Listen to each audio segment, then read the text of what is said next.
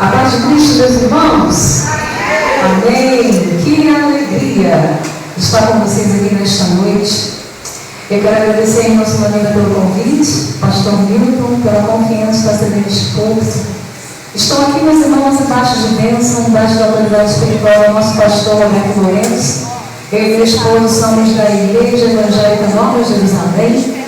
E até aqui a boa mão do Senhor tem alcançado as nossas vidas. Não estou sozinha. Estou com meu esposo Flávio, minha mãe Célia Regina, a irmã Marlene e a minha prima Tassiane. Estamos aqui para glorificar o nome do Senhor nesta noite. Amém? Meus irmãos, eu quero me convidar a abrir a sua Bíblia em Gálatas 5, que é o tema desta festividade. Estaremos lendo Gálatas 5, versículo 22 e o versículo 23. Gálatas 5, versículo 22 e o versículo 23. Todos acharam? Quem não achou pode dizer, irmã, espera. Eu vou esperar. Podem procurar com calma. Gálatas 5, versículo 22 e versículo 23. Amém? Quem achou, diga amém? Amém. Aleluia.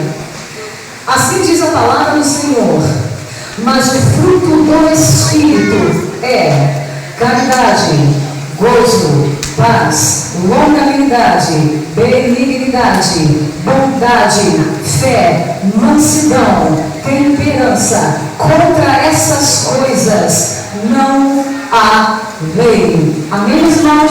Podemos se sentar por gentileza. Aleluia. Meus irmãos, o tema da mensagem de hoje é o tema da nossa festividade, gerando bons frutos. Só que nessa noite, eu te convido a meditar juntamente comigo sobre a palavra geração. Meus irmãos, quando eu e você pensamos na palavra geração, muitos de nós vem em nossa mente a geração dos nossos pais, a geração dos nossos avós, a geração dos nossos filhos, não é verdade? Mas também, muitos de nós, quando pensamos na palavra geração, lembramos de outros tipos de classificação de geração. Por exemplo, a geração digital. É bem verdade que muitos adolescentes e crianças às vezes conhecem muito mais a tecnologia do que nós, irmãos. Quem já passou por uma situação como essa? Você não saber mexer no celular ou no jogo e uma criança te ajudar, não é verdade? Uma outra geração que é muito comum ouvirmos é a geração fast food, não é verdade? Muitos adolescentes gostam daquele hambúrguer, daquela batata frita. Não só adolescentes, como jovens e adultos também. Um outro tipo de geração que estamos ouvindo atualmente é a geração TikTok. Aplicativo esse que é muito conhecido pelos seus vídeos curtos. Mas, meus irmãos, o que eu quero meditar com você nesta noite é outro tipo de geração. Esta geração que eu e você estaremos meditando não é uma geração conhecida por vídeos curtos, não é uma geração conhecida por comer hambúrguer, mas sim uma geração que se humilha diante do Senhor, mas sim uma geração que busca a face do Senhor, mas sim uma geração que gera bons frutos. Glória a Deus. Meus irmãos, o texto que acabamos de ler trata-se de uma carta que o apóstolo Paulo escreveu à igreja da Galácia. Mas o que eu quero chamar a tua atenção neste momento é para o real motivo que o apóstolo Paulo escreveu esta carta para a igreja da Galácia. O apóstolo Paulo escreveu esta carta para esta igreja porque aquela igreja estava se afastando do Senhor. Muitos estavam começando a seguir pessoas que estavam tentando distorcer o Evangelho. Mas o interessante, meus irmãos, é que se eu e você compararmos a geração de Paulo com a nossa geração, veremos que não há muita diferença. distorcer o Evangelho e tentam afastar a nossa geração dos caminhos do Senhor. Aleluia. E Paulo, preocupado com aquela igreja, decide escrever uma carta para exortar a igreja da Galácia. Meus irmãos, Paulo estava tão preocupado com aquela igreja que ele começa a dizer, no versículo 29 ao versículo 21, sobre as obras da carne. Paulo começa a exortar a igreja sobre os perigos de deixar a carne dominar. E Paulo começa a escrever para essa igreja e deixa muito claro neste capítulo que a carne cobiça contra o Espírito e o Espírito cobiça contra a carne. Mas, meus irmãos, nesta noite, o que eu quero meditar com você é: se eu e você estivermos cheios do Espírito Santo de Deus, se eu e você não dermos brecha para o inimigo, eu e você seremos uma geração, mas uma geração que vai gerar dois frutos. Aleluia. Meus irmãos, o apóstolo Paulo começa a citar as virtudes do fruto do Espírito a partir do versículo 22, que foi o que acabamos de ler. O interessante, meus irmãos, é que o apóstolo Paulo, ele começa a citar as virtudes do fruto do Espírito, falando sobre o amor ou a caridade. Algumas versões, assim como a minha, diz caridade ao invés de amor.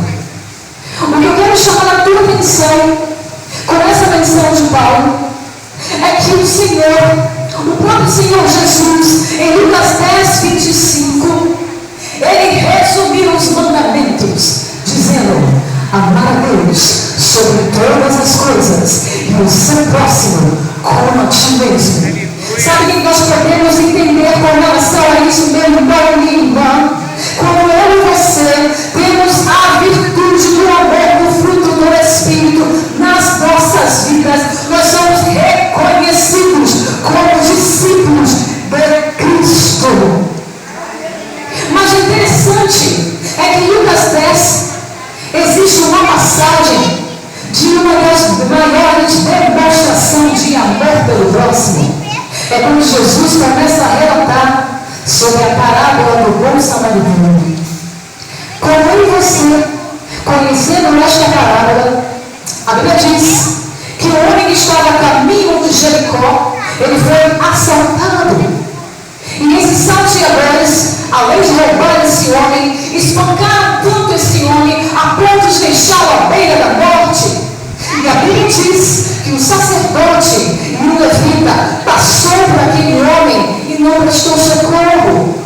Ou seja, não demonstrou amor, não demonstrou caridade. E meus irmãos, jogando para o nosso contexto real, quantos de nós vivemos na nossa correria do dia a dia e às vezes perdemos a oportunidade de ajudar quem está precisando da nossa ajuda? Igreja do Senhor, aonde está o nosso amor?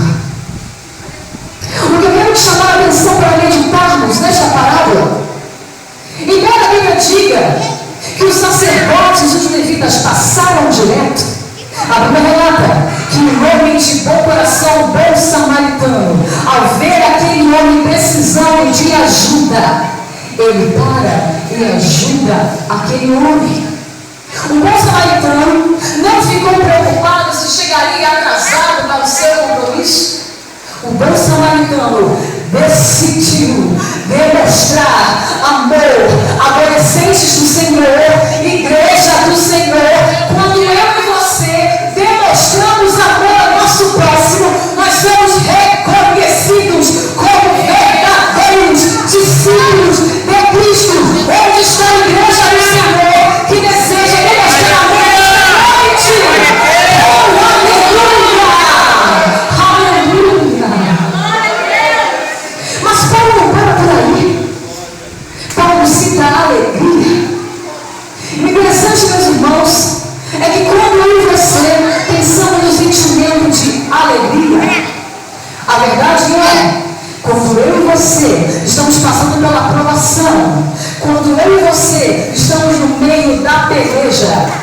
dificilmente nós sentimos alegria no nosso coração. Não é verdade? A tristeza toma conta do nosso coração devido à luta que nós estamos passando. Há momentos que eu e você pedimos ao Senhor para tirar certa situação da nossa vida. Mas o Senhor fala para mim e fala para você, como disse para Paulo: a minha graça te basta. Ele disse para Paulo: a minha graça te basta. Quando ele pediu para retirar o espinho da carne. Aí você pode dizer: minha irmã, eu estou fraco. Então eu quero te lembrar o que Paulo disse: quando penso que estou fraco, quando penso que estou fraco, eis que estou forte. Em minha irmã, a alegria do Senhor é a nossa força. Independente da situação ou circunstância que eu e você venhamos a enfrentar, no Senhor, eu e você renovaremos as nossas forças. Aleluia! Glória a Deus. O apóstolo Paulo continua citando as virtudes do fruto do Espírito. E após falar da alegria, ele fala sobre a paz. Irmãos, pensa comigo. O que realmente significa a paz? Será que ter a paz verdadeira significa a ausência de problemas ou a ausência de tribulações? Irmãos, infelizmente, 2 países entraram em guerra. Como eu e você temos acompanhado nos cenários, a Ucrânia e a Rússia, por um motivo totalmente desnecessário, entraram em guerra. Muitas pessoas perderam a sua vida. Muitas pessoas perderam os entes queridos. Quantos ucranianos e russos desejaram ter a paz e não tiveram? E no nosso país, irmãos, não estamos vivendo uma guerra como esses 2 países, mas é bem verdade que existem outros tipos de guerra que eu e você enfrentamos todos os dias. Sabe por que eu estou fazendo essa menção, meus irmãos, sobre essa questão da guerra? Escute isso. A paz que vem do homem, ela é totalmente falha e limitada. A paz que vem do mundo, ela não vai atender a minha e a tua necessidade. Mas a paz que Paulo está falando em Gálatas não é a paz do mundo. O próprio Senhor Jesus disse: eis-me vos dou a paz, a minha paz vos dou. Não vou lá como o mundo dá. Meu irmão e minha irmã, independente da situação, se eu e você estivermos cheios do Espírito Santo, a paz do Senhor vai inundar os nossos corações. Aleluia! Tem paz do Senhor, não isenta de tribulações. Irmãos, há momentos que eu e você passamos por tribulações, não é verdade? E nós não entendemos por que passamos por ela. O Espírito Santo de Deus nesta noite quer te lembrar o que a Bíblia diz: que através das tribulações, através da tribulação, vai gerar em você paciência. E através da paciência, você vai ter experiência. E através da experiência, eu e você teremos esperança no Senhor. Aleluia! Nossa paz depende do homem. A verdadeira paz vem do Senhor.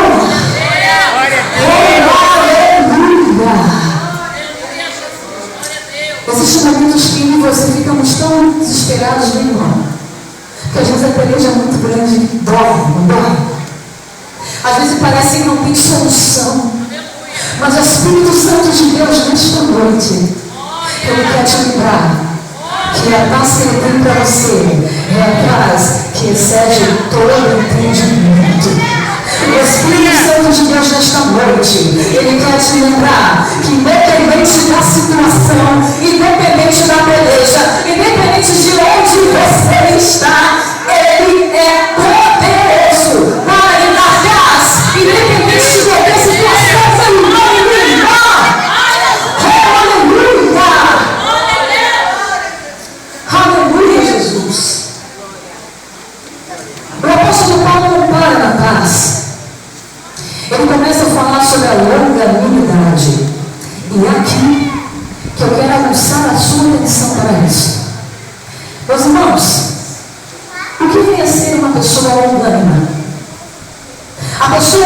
ser longânima, ela tem a capacidade de suportar ofensas.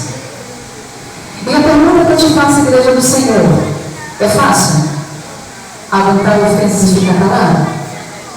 Vamos ser bem honestos conosco mesmo. Não é fácil, irmãos. Porque nós somos seres humanos, na verdade. E a nossa tendência é querer revidar. Sabemos que não é fácil ser longânimo. Mas se eu e você decidimos nos encher do Espírito Santo, o fruto do Espírito vai fazer parte da minha e da tua vida. E mesmo que a conta seja grande, mesmo que a pessoa queira fazer qualquer coisa para tirar você do sério, você vai lembrar que você é discípulo de Cristo e você vai ser longânimo, não nas suas forças, não na minha força, porque eu e você não conseguimos nada no meu irmão, mas conquistamos do Senhor. Eu e você conseguimos ser longânimos, sim. É possível, não é, irmão? Parece impossível, não é? Porque somos falhos. Mas como estamos no Senhor, o que é impossível para nós se torna possível. Porque para Deus não há nada impossível. Aleluia. Paulo continua falando sobre a benignidade e a bondade. E aqui, meu irmão, eu quero chamar a tua atenção para essas duas virtudes. Benignidade e bondade andam juntas. O que é ser uma pessoa benigna? A benignidade tem a ver com o nosso caráter individual. Ou seja, quem nós realmente somos. E a bondade é a exteriorização da benignidade, ou seja, a ação. Se uma pessoa é benigna, ela consegue demonstrar bondade através das suas ações. E aqui, eu tenho mais uma pergunta para que eu e você possamos refletir nesta noite. Igreja do Senhor, será que eu e você estamos conseguindo demonstrar benignidade e bondade com o nosso próximo? Será que nós estamos conseguindo demonstrar essa virtude do fruto do Espírito? O Espírito Santo de Deus nesta noite espera de mim, espera de você sermos benignos e bondosos com aqueles que precisam de nós. Aleluia! O apóstolo Paulo continua descrevendo as virtudes do Espírito quando ele cita a fé. Meus irmãos, quando nós falamos de fé, nós precisamos entender que existe um momento nas nossas vidas que, se nós não estivermos firmes naquilo que nós cremos, a dúvida ela pode anular a nossa fé. E é aí que mora o perigo, meu irmão e minha irmã. Pedro, quando estava caminhando sobre as águas, por um momento ele teve medo. E o que aconteceu com Pedro? Ele começou a afundar. Ou seja, o medo tomou conta do coração de Pedro, que gerou dúvida e anulou a sua fé. E Tomé,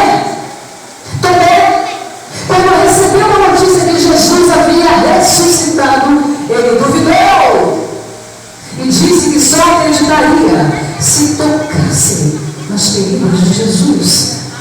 Ou seja, naquele momento que Tomé duvidou, a sua fé foi anulada. Mas a minha Bíblia e a tua Bíblia diz que Abraão passou por uma situação que eu e você, meu irmão e minha irmã, não iríamos suportar. Em Gênesis 22, quando o Senhor pede a Abraão que ofereça sacrifício seu único filho, Abraão decidiu acreditar que Deus iria prover. Aleluia! Consequência da fidelidade de Abraão. Aleluia, minha irmã. O sacrifício foi feito, mas não com Isaac, porque Deus providenciou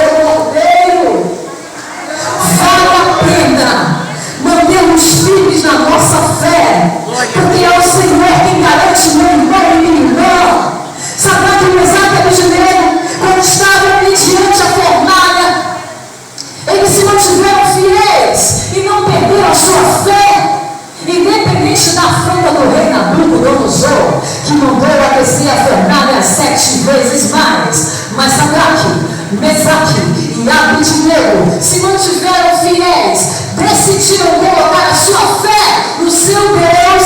E a minha Bíblia, a tua Bíblia diz que eles viveram um dos momentos mais marcantes da sua vida. Sabe por quê? O Senhor com eles no meio da fornalha, meu irmão, minha irmã. Há momentos que o Senhor, Ele não vai nos dar o livramento da maneira que nós esperamos. Há momentos que o Senhor vai permitir que eu e você venhamos enfrentar a fornalha. Mas meu irmão e minha irmã, se Ele permitir que eu e você entremos na fornalha, Ele vai partilhar comigo e com você. Sabe por quê? Ele não permite a situação, meu irmão e minha irmã. Aleluia! Talvez esta noite eu estou pregando para pessoas que estão aqui numa situação tão difícil, que fala, minha irmã, a minha fé está ficando abalada. Então eu quero te lembrar o que Hebreus 11 vai dizer sobre a fé. A fé é o firme fundamento das coisas que se esperam e a prova das coisas que não se vê. É o firme fundamento. Mas preste atenção no que eu vou falar contigo nesta noite. Escute isso. A fé é o firme fundamento. Se você pensarmos na área da engenharia, nós vamos perceber que não há como uma casa ficar de pé se não houver um firmamento. O firmamento, meu irmão, minha irmã, é a estrutura mais importante para que a casa possa suportar o peso daquela casa. Será que você conseguiu entender o que eu estou dizendo essa noite? Eu vou melhorar a aplicação para você. A fé é o firme fundamento.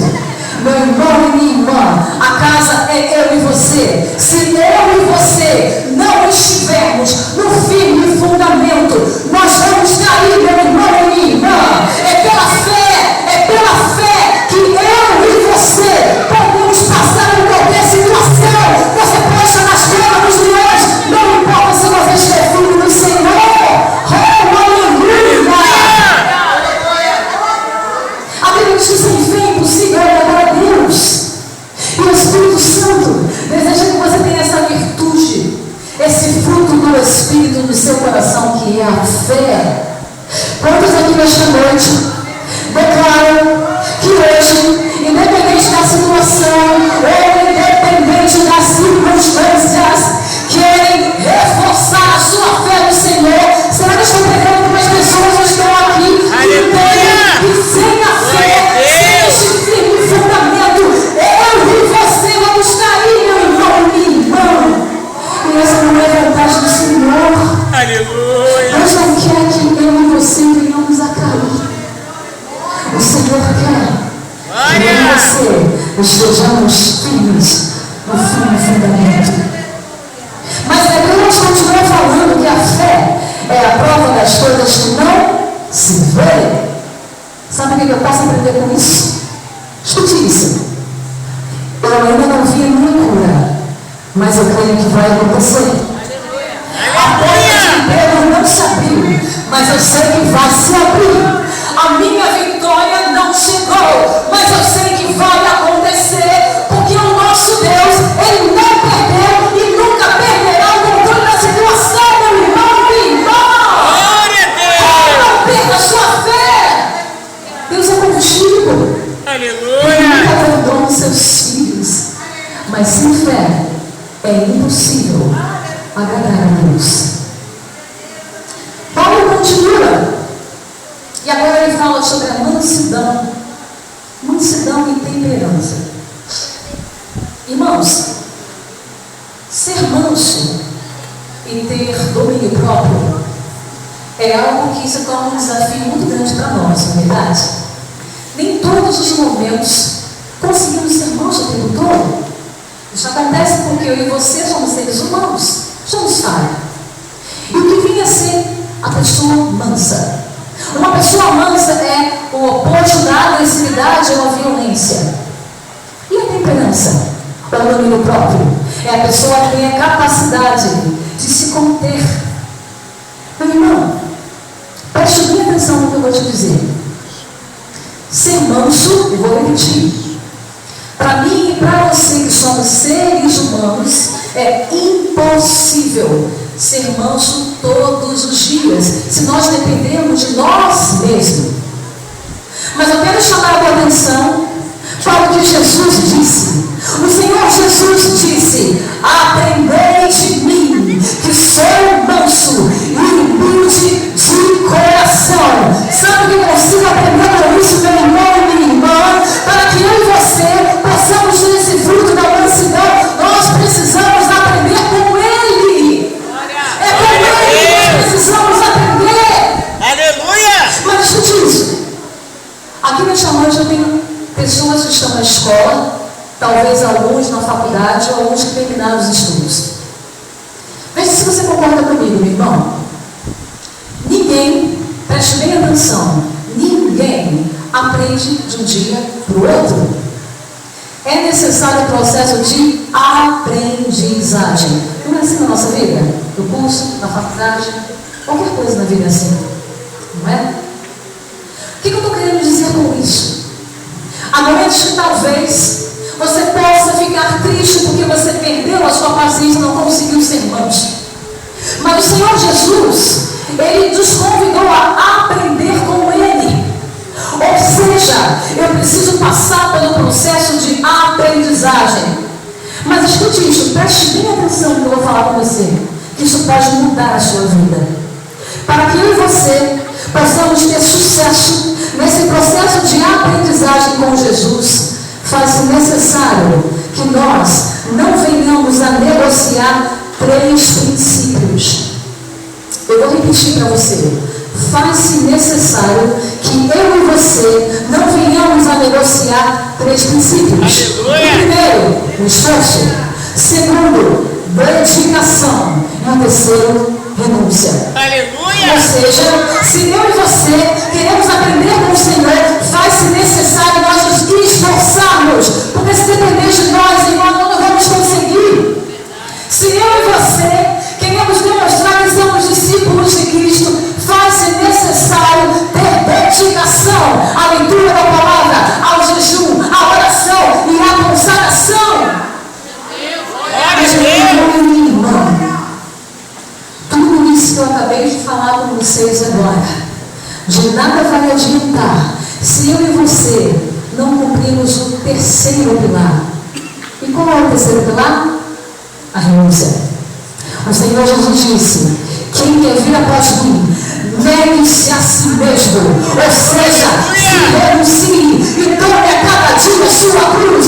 Meu irmão e minha irmã, se nós queremos ser parecidos com Cristo, faz-se necessário nós renunciarmos os desejos e as vontades da nossa carne. Só assim nós seremos uma geração que dá bons frutos. Quantos aqui nesta noite entendem que precisam buscar o Senhor a cada dia mais e mais, para que o fruto do Espírito Santo seja visto na tua vida, onde quer que você chegue? Será que eu estou falando com uma igreja nesta noite que entende que precisa buscar um pouco mais, jejuar um pouco mais, se consagrar um pouco mais, para que os planos do Senhor venham se concretizar? Aleluia! Igreja do Senhor, o Senhor tem grandes coisas para fazer na tua vida. Você não imagina os planos que Deus tem para você. Não é coisa pequena não, meu irmão. Não é coisa pequena não. E ninguém sabe disso. Tanto que ele tenta te bloquear, tanto que ele tenta te paralisar. Sabe por quê? Eu costumo dizer, um pensamento meu, que no fundo, Satanás, ele tem medo de você. Sabe por quê? Eu vou te dizer por quê. Porque ele sabe que quando um crente está cheio da unção, quando ele sabe que um crente busca, se humilha, se coloca diante do Senhor, sabe o que vai acontecer? Ele